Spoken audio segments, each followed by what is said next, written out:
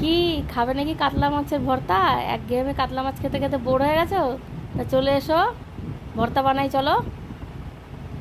এই দেখো, মাছটাকে লবণ হলুদ মাখিয়ে আগেই রেখে দিয়েছিলাম। আমি এখান থেকে 2 পিস হচ্ছে কাতলা মাছের পেটি নেবো, কারণ পেটিতে কাটাটা বাছা সুবিধা হয় যেহেতু।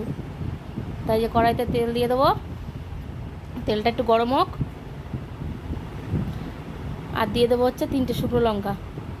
একটু ঝাল ঝাল খাবো, ওই জন্য 3টে দিলাম। তোমরা যারা ঝাল খাও না তারা 2টোও দিতে পারো, একটাও দিতে পারো, অসুবিধা নেই। তাই যে লঙ্কাগুলো ভাজা হয়ে গেছে, এখন তুলে নেবো। লঙ্কা তুলে নিলাম, এবার ওই তেলে মাছ ভেজে নেবো।